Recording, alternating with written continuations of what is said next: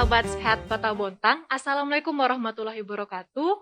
Salam sejahtera bagi kita semua. Om Swastiastu, Namo Buddhaya, salam kebajikan. Senang sekali pada kesempatan kali ini, saya Dr. Amalia bisa menyapa sahabat sehat Kota Bontang, terutama yang berada di wilayah Puskesmas Bontang Utara 1 dalam acara Beras Ketan bersama membahas masalah kesehatan. Acara kita yang terbaru ini akan membahas masalah-masalah kesehatan dengan mendatangkan tamu yang istimewa dan expert dalam bidangnya. Dan masih dalam rangka memperingati Hari Tuberkulosis Sedunia, kali ini kita akan mendalami seputar tuberkulosis pada anak. World Health Organization pada tahun 2021 melaporkan ada 9,9 kasus tuberkulosis di dunia. Indonesia menyumbang 8,4% kasus di seluruh dunia, menduduki peringkat ketiga terbanyak di dunia setelah India dan Cina. Salah besar kalau kita berpikir bahwa tuberkulosis hanya menyerang pada orang dewasa, karena kenyataannya banyak juga yang dialami oleh anak-anak. Data Kementerian Kesehatan pada 2020 mencatat ada sekitar 349.000 kasus tuberkulosis di Indonesia. 32.000 diantaranya atau 9,2% diderita oleh anak-anak. Sebenarnya apa sih tuberkulosis itu? Dan apakah berbahaya? Kali ini kita kedatangan tamu spesial yang tentunya bisa menjawab pertanyaan kita semua tentang tuberkulosis pada anak. Beliau adalah seorang dokter spesialis anak senior yang sudah tidak diragukan lagi keahlian beliau dalam menangani kasus anak di Indonesia, khususnya di wilayah Bontang. Langsung saja, mari kita sapa Dr. Made Tirtayasa, spesialis anak. Apa kabar, dokter? Baik, terima kasih, Dr. Amalia. Alhamdulillah ya, dok. Bagi ayah bunda, Dr. Made ini adalah dokter yang sedang berpraktek di Rumah Sakit Islam Bontang dan saat ini juga sedang praktek mandiri ya, dok ya, di Ami Farma ya, dok. Bagi ayah bunda yang ingin berkonsultasi mengenai kesehatan si kecil bisa nih mengunjungi praktek Dr. Made. Oke, baik dok, saya mewakili pihak penyelenggara Puskesmas Bontang Utara 1 mengucapkan terima kasih banyak sebesar-besarnya di antara kesibukan dokter yang padat masih meluangkan waktunya untuk berbagi seputar info kesehatan bersama kami. Nah, sebelum kita mulai ngobrol kali ini, pengen ngingetin nih buat sahabat sehat Kota Bontang untuk tidak lupa memfollow sosial media kami. Ada di Instagram @puskesmasutara, Facebook Puskesmas Bontang Utara, serta jangan lupa subscribe channel YouTube kami yaitu Puskesmas Bontang Utara 1 karena kita akan banyak berbagi seputar informasi kesehatan. Nah, tidak berlama-lama lagi, ikan sepat, ikan gabus, lebih cepat, lebih bagus. Ayah bunda di rumah pasti sudah tidak sabar untuk mendengarkan informasi kesehatan yang akan dibagikan oleh Dr. Made pada hari ini. Kita langsung saja ya, dok. Oke. Nah, jadi dok, banyak nih dok yang bertanya-tanya mengenai tuberkulosis pada anak, dok. Sebenarnya apa sih dok tuberkulosis itu? Dan apa yang membedakan tuberkulosis pada anak-anak dan tuberkulosis yang diderita pada orang dewasa, dok? Terima kasih, Dr. Amalia. Pada audiens semua yang ada di rumah yang bisa memantau suara kita di sini. Tuberkulosis itu dari sisi kumannya sama saja. Cuman kalau kemudian dia menginfeksi kepada anak, si anaklah akan menjadi penderita. TBC pada anak itu sebetulnya berlatar belakang dari adanya TBC pada orang dewasa. Oleh karena itu, orang dewasa tidak bisa lepas dengan pengelolaan TB pada anak. Anak saja diobati tidak akan mungkin tuntas. Oleh karena itu, apabila seorang anak menderita TBC di suatu keluarga, maka kita wajib melacak lebih jauh di mana sumber kontak dari penderita itu. Penderita dewasa terkenal sekali penularannya lewat droplet infection, jadi airborne, jadi lewat percikan udara. Nah, itu yang dihirup oleh semua orang. Siapapun menghirup, dia akan kemungkinan terinfeksi. Nah, yang peka itu adalah anak-anak balita. Sehingga kemudian balita pun menjadi penderita TB. Bedanya sedikit di sini, kalau TBC dewasa itu menular, ya. TBC pada anak secara umum tidak menular. Kenapa demikian? Kalau seorang anak yang batuk pada saat dia sakit, itu sangat sedikit kuman yang terekspos keluar, berbeda dengan orang dewasa. Kecuali seorang anak itu mengalami TBC yang meluas, kalau bahasa mediknya itu TBC miliar.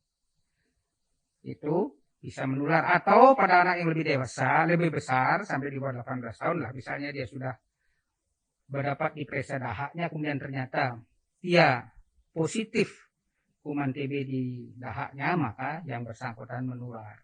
Tetapi secara umum, TBC pada anak tidak menular dan tidak segampang yang penularan seperti orang dewasa. Saya kira demikian, sehingga pada penanganan TBC anak tidak tuntas, ya. Dan sebelum kita menanggulangi TBC ini, kita tidak boleh lupa dengan sejarah TB yang begitu panjang, ya, Dek, ya. TB sudah ditemukan hampir ribuan tahun yang lalu, walaupun pada waktu itu belum ditemukan apa sih penyebabnya.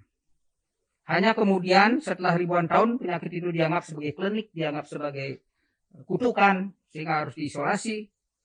Akhirnya pada tahun 1882, sarjana yang namanya Robert Koch, ini kita tidak boleh lupa. Berkat jasa beliau kita bisa menanggulangi TB sampai sekarang. Pada tanggal 24 Oktober itu sebenarnya 2 hari yang lalu adalah hari ulang tahun TB pada kelahirannya Robert Koch ke 140 tahun. Bayangkan, sudah 140 tahun kita menangani TB, ya masih seperti ini. Di mana yang salah? Di mana yang salah? Ya, karena kita belum serempak dan belum geraknya optimal menanggulangi. Sehingga di mana seluruh dunia masih menjadi momok penyakit ini. Nah, anak potensi generasi kita ke depan, ini yang cikal bakal yang menggantikan kita ke depan. Sehingga kalau dia menderita TB, harus kita tanggulangi secara baik dan secara benar. Ya, obat-obatan sudah pun ditemukan, tetapi tetap seperti teman. Oleh karena itu, bagaimana kita mengeliminasi TB ini pada hari TB sedunia 24 Maret ini, supaya sehat, selamat generasi kita berikutnya. Itu sedikit ilustrasi supaya kita menggugah cerita lama kita. Ya, Bung Karno bilang kita harus jas merah, ya, jangan melupakan sejarah. Oke, silakan. Baik dokter.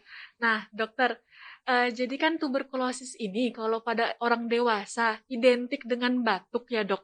Nah banyak ayah bunda ini yang bertanya-tanya dok, kadang-kadang anak saya itu tidak batuk, kok dinyatakan tuberkulosis gitu dok. Nah mungkin bisa di-sharing dokter seputar gejala-gejala tuberkulosis pada anak itu bagaimana sih dok?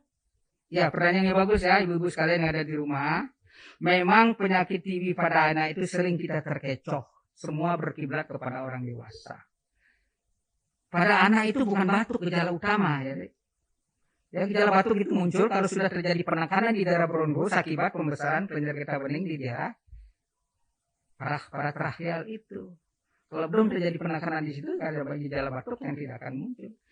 Sehingga pada anak, ya, yang jadi patokan kita itu adalah berat badan dan nafsu makan. Ya, berat badan dan nafsu makan itu. Sehingga pintu masuk dari seorang anak yang dicurigai ya, dalam tanda petik dicurigai ya, apabila beratnya naik-naik, nafsu makan tidak bagus menurut orang tua, sering sakit-sakitan. Ini pintu masuk kita. Curiga dulu, ya. Masa nanti bukan ya belakangan, tetapi harus curiga dulu. Seorang anak yang sering sakit, nafsu makannya jelek, berat badan tidak naik-naik. Di lapangan kita harapkan itu dalam 2 kali penimbangan tidak naik, kita tidak boleh lengah. Harus sudah mulai aware ya, harus sudah lampu kuning, kita harus tidak boleh menganggap enteng. Pastikan anak ini ada apa di samping penyakit yang lain, tentu disisihkan. Silakan dari tingkat puskesmas, di tingkat posyandu ke puskesmas, dan tingkat puskesmas dilakukan pemeriksaan dan pelacakan lagi. Kalau masih belum terdeteksi, silakan rujukan lanjutan kami yang handle di rumah sakit. Jadi Bapak Ibu sekalian, adik-adik semua juga ya, bahwa bukan batuk gejala utama pada TB anak. Di situ 3 pintu yang kita curigai, nafsu makan, berat badan, dan sering sakit. Nah, baru kemudian kita cari parameter yang lain, apakah dia ada pemeriksaan kelenjar getah bening di leher, di ketiak, di inguinal, di lipatan paha, atau kemudian dia ada gejala-gejala lain, berat badan sudah jauh di bawah standar. Nah, kemudian baru terpikir bahwa beberapa kali kejadian seperti itu, ISPA-nya gampang terjadi. Oleh karena sudah ada ISPA, disitulah baru dia muncul gejala batuk. Jadi sebenarnya bukan utama yang batuk. Beda dengan orang dewasa. Batuk, keringat malam, ya, berat badan kurus, sampai batuk darah, muntah darah. Nah, kita di bagian anak, sejarah itu tidak akan. Sehingga kalau dia TB dewasa, diutamakan menemukan kuman TB. Tetapi di TB anak kita harus mencari parameter yang lain. Nanti kalau kita bicara diagnostik, disitulah perannya mantap tes. Baik, Dok. Untuk diagnostik. Ya, mudah-mudahan nyambung ya. Iya, baik, Dok. Nah, Dok, untuk pengobatan tuberkulosis pada anak nih, Dok, kan sama nih ya kayak orang dewasa 6 bulan ya, Dok, meskipun dosisnya berbeda. Iya. Nah, kadang-kadang nih, Dok, ayah bunda itu bilang kalau baru 2 bulan udah sembuh kok, udah naik kok berat badannya. Nah, jadi akhirnya pengobatannya tidak tuntas, Dok. Nah, mungkin bisa diberitahu, Dok, kepada ayah bunda yang ada di rumah ini, Dok, kalau misalnya pengobatan tuberkulosis yang tidak tuntas itu akan mengakibatkan apa? Sama kalau tidak teratur, Dok, minum obatnya. Gitu.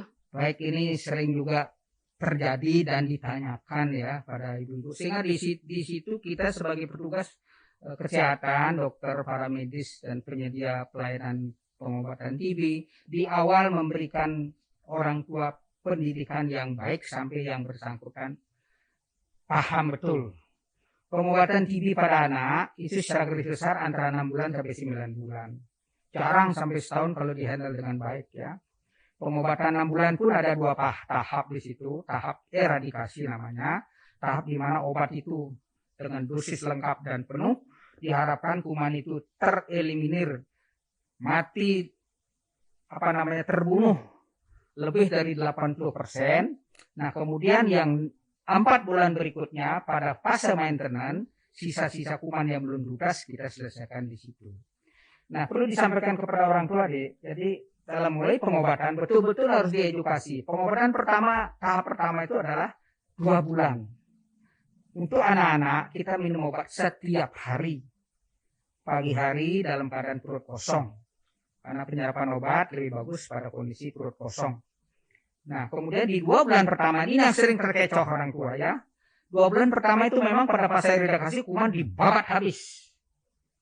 Ya, pada saat kuman dibabat habis inilah begitu dia 2 bulan pengobatan merasa anak sudah nafsu makan sudah enak, berat badan sudah mulai naik, malah tidak pernah sakit. Ini 3 ini sudah orang tua senang. Iya, Dok. Kalau kita tidak berikan penjelasan di awal, akan terjadi opsi karena senang putus. Ngapain berobat 6 bulan, 2 bulan sudah baik. Ya, itu paling sering begitu. Nah, kemungkinan yang kedua, karena penyakit belum tuntas, berobat 2 bulan belum banyak kemajuan. Apa yang terjadi pada orang tua? Orang tua kecewa. Begitu orang tua kecewa, putus juga. Jadi 2 kemungkinan itu akan membuat pengobatan kita terganjal di situ. Puas orang tua berobat, putus juga. Tidak puas orang tua, kecewa, putus juga. Begitu itu 2 minggu saja atau seminggu 1 bulan maksimum, dia akan kembali kepada gejala awal. Karena kuman yang tadinya pingsan, tadinya sudah loyo, tadinya sudah hampir punah itu, pada 2 minggu sampai 1 bulan disuruh bangkit lagi. Sehingga kembali ke gejala awal akan muncul lagi. Itu pasti orang tua itu nanti bulan ketiga akan datang lagi. Dok, anak saya kembali seperti dulu ya. Kan ini catatannya berobat ini, kenapa Bapak tidak tuntas? Iya, itulah saya berobat 2 bulan, gak enak, jadi saya teruskan. Ingat, itu tantangan kita medis ya. Penyedia obat apa-apa, bagian koordinator TB juga. Jangan datang kontrol, kasih obat selesai. Tidak seperti itu. Tidak seperti itu tanggung jawab kita sebagai petugas. Berikan penjelasan supaya dia paham betul, diselingi dengan cross check apa sudah paham yang akan kita sampaikan.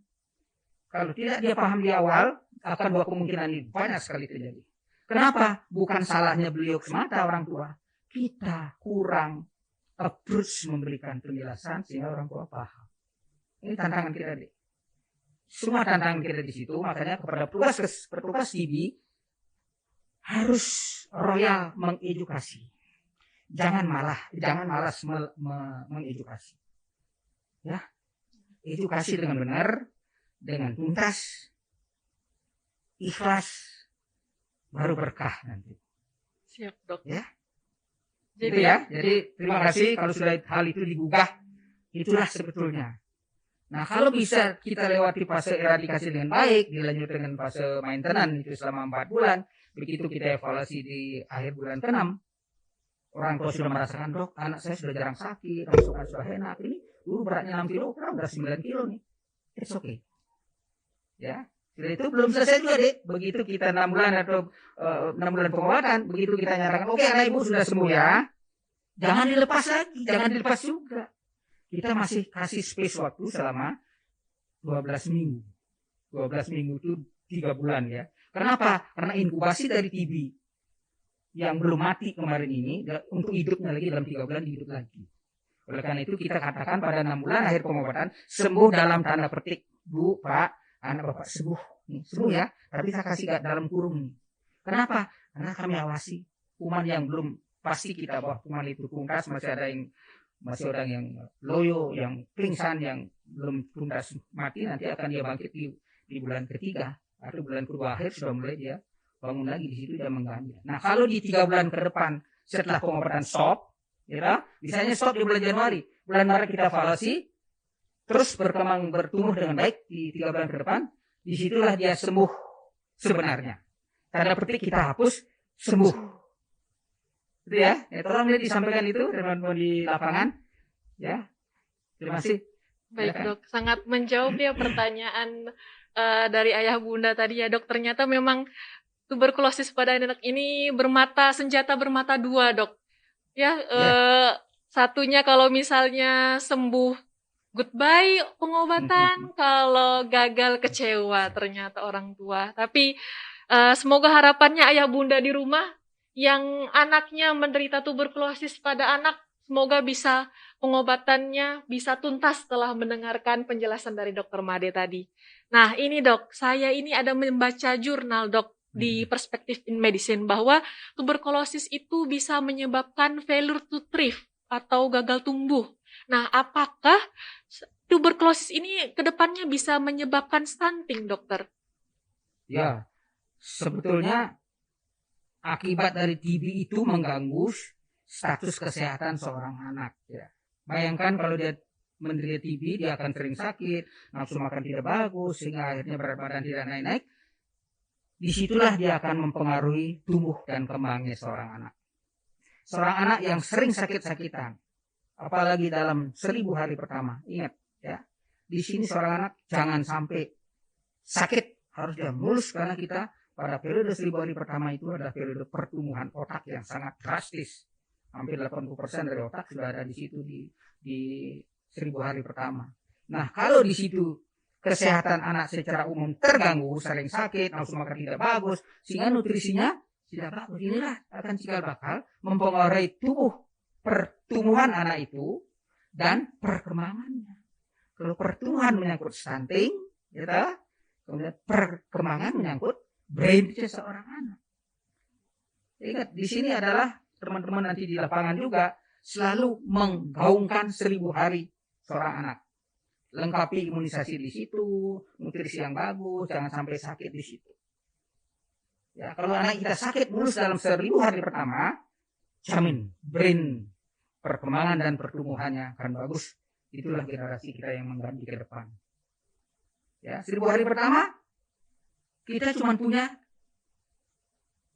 2 tahun saja. Karena 10 bulan sudah di dalam perut rahim.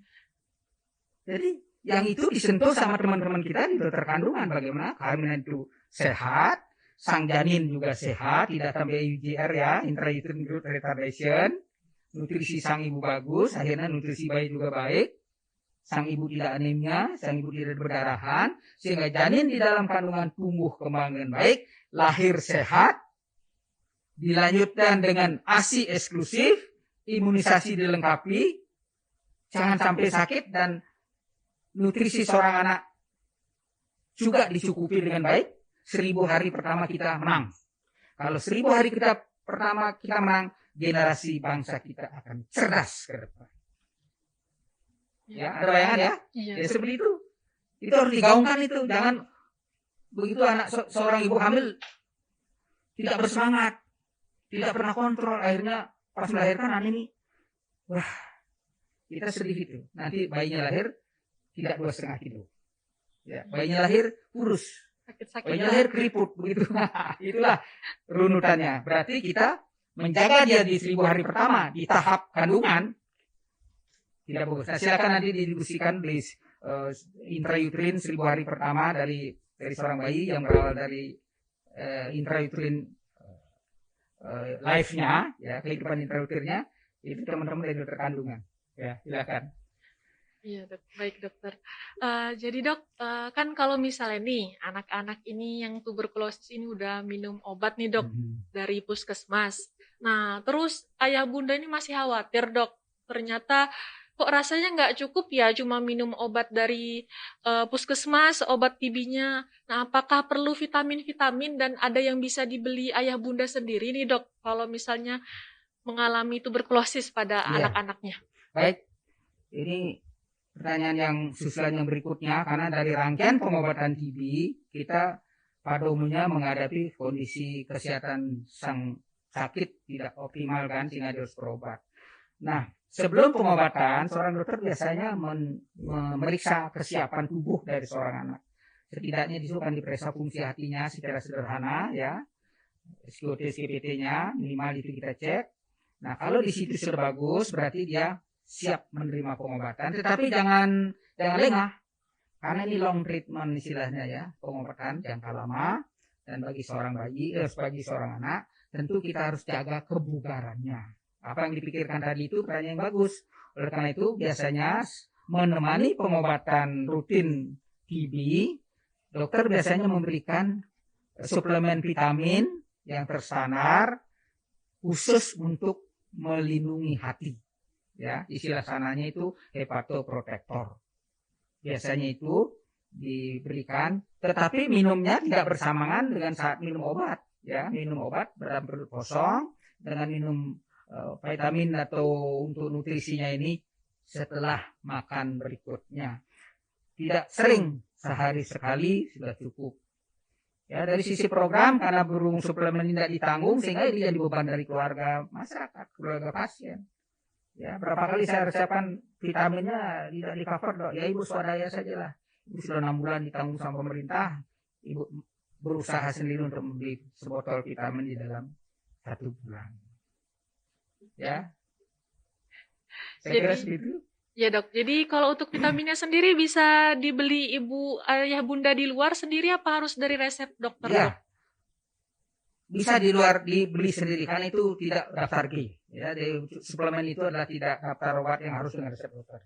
Tetapi secara praktis pada waktu memberikan obat biasanya dokter menyertakan itu. Kalau misalnya kemudian belum saatnya habis, ya ditumpah kayak pecah botolnya, harus membeli lagi, silakan beli.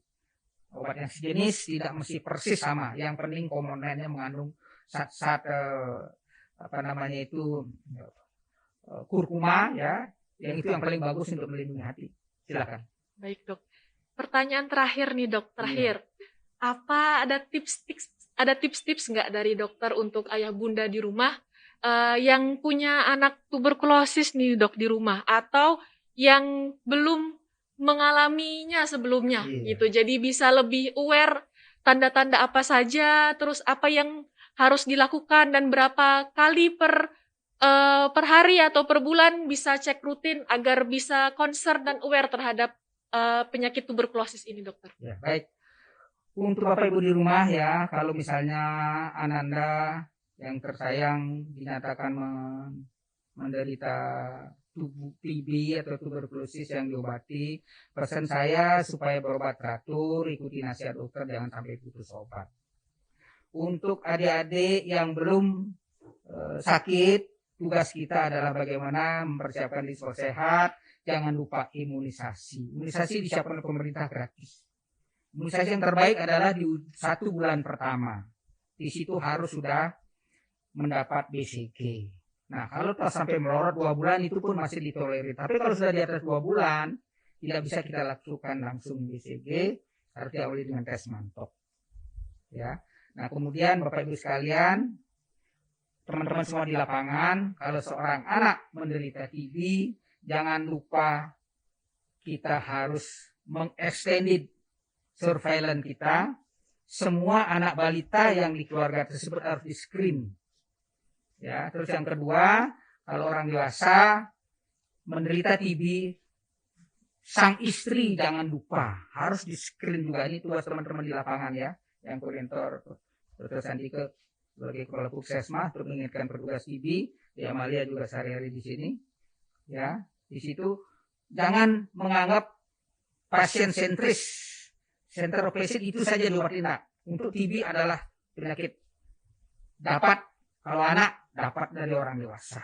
Kita harus melacak sumber penularan dari sang anak di keluarga tersebut sampai tidak ditemukan. Kalau ada anak yang lain dilacak juga sampai anak itu terbukti tidak mengalami penyakit. Itu tips-tips saya di rumah untuk Bapak Ibu sekalian. Semoga penyakit ini secara bersama-sama kita bekerja sama mengeradikasi, mengeliminir, menekan penyakit ini sehingga generasi kita tumbuh dan berkembang dengan sebaik-baiknya. Baik, terima kasih banyak dokter. Jadi ayah bunda sudah tahu ya bahwa ternyata tuberkulosis ini masih menjadi momok di Indonesia. Dan paling sering kalau tuberkulosis pada anak ini diderita pada balita ya dok, bawah 5 tahun. Nah, di mana sumber penularannya itu perlu kita cari, apakah orang di rumah atau tetangga. Yang jelas sumber penularannya adalah pada orang dewasa. Nah, ibu-ibu, ayah bunda di rumah perlu curiga bahwa anak itu menderita TB dari nafsu makan yang menurun dan sering sakit, serta berat badannya yang tidak naik-naik, di mana dengan 2 kali penimbangan tidak naik-naik. Nah, sudah menjadi red flags nih buat ayah bunda di rumah kalau mengalami ini. Segera cek ke fasilitas kesehatan terdekat. Nah, bagi ayah bunda yang anaknya sudah mengalami tuberkulosis, diharapkan untuk minum obat secara tuntas. Karena kembali lagi seperti Dr. Made sampaikan tadi, bahwa tuberkulosis ini jika tidak diobati dengan baik, maka akan mempengaruhi kehidupan anak ke depannya, khususnya kecerdasannya. Nah, yang paling penting adalah kita mencegah tuberkulosis itu sendiri dengan menjaga 1000 hari pertama kehidupan sang anak, mulai dari intrauterin atau dari rahim sang ibu dari hamil sampai 2 tahun pertama kehidupannya. Nah, sebelum menutup nih dok, kami dari Puskesmas Bontang Utara ada sedikit bingkisan untuk dokter sebagai kenang-kenangan. Ini dokter, untuk dokter dok, semoga bisa bermanfaat ya dok. Terima kasih, merepotkan. Iya dok, baik dok. Nah, tidak terasa sampai juga kita di penghujung acara. Dokter Made, terima kasih sekali lagi atas ilmu yang telah diberikan ya dokter. Banyak banget nih buat ayah bunda di rumah jadi terbuka wawasan dan insight-insight barunya. Nah, Sobat Sehat, bagaimana penjelasan Dokter Made pada hari ini? Pasti sangat melengkapi ilmu dari ayah bunda semua di rumah. Dan kami berharap hari ini bisa menurunkan kejadian tuberkulosis pada anak di wilayah Bontang khususnya, serta di seluruh Indonesia. Oke, Sobat Sehat, sampai di sini perjumpaan kita. Jangan lupa like, comment, share, and subscribe. Dan sampai jumpa di episode podcast selanjutnya. Dadah!